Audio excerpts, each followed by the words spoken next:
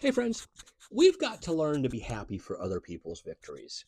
Right? There's something in at least me, maybe you too. But when someone's telling a story, I always feel the need to be like, yeah, well, I'm so happy that happened for you. Here's what happened to me.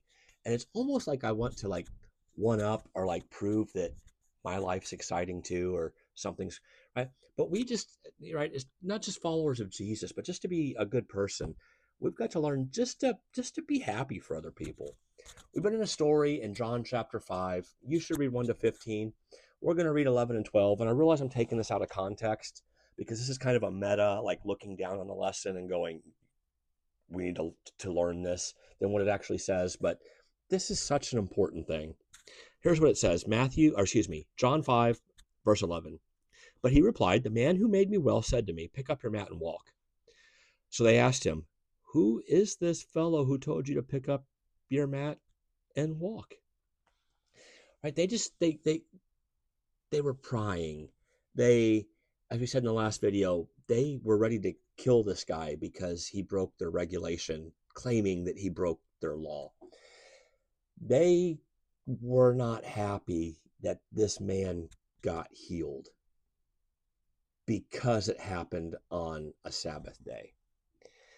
But as followers of Jesus and as just people, we've got to learn to just to step back and to let people have their wins.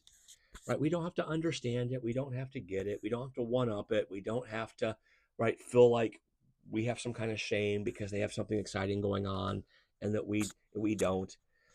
Right? We just need to learn to be happy for people. Man, life is it's rough and it's dark. And so often it seems like nothing good is going on. And so I try really hard whenever my wife asks me, how was your day? It's great. It's great. What happened? It's great because I got to be married to you. Right. I try to, let her know that, I appreciate her and I love her. Um, and that she makes things better for me. And I know that when I do that, when I acknowledge that, regardless of what happened in her day, it makes her day better for her. So, the instances, the exact things that happen, like I said, we don't have to get or understand to be happy for other people. A while ago, I was sitting in the sauna, and there was a guy he's an MMA fighter, a local MMA fighter. We were just chatting about the fight that he had up, and he got up and left. And the other guy that was in the gym or in the sauna with us, he goes, "So, are you big into the MMA scene?" No, I don't really like violence. I don't really like watching, people beat each other up. But I do support people that are trying to come up. I do support people that have a dream.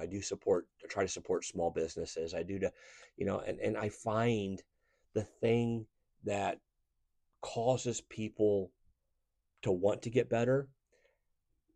I like that. I'm always very interested in that. And so whenever somebody wants to talk about their coming up, I love to ask questions about it. What made you decide you wanted to do that? What keeps you going every day?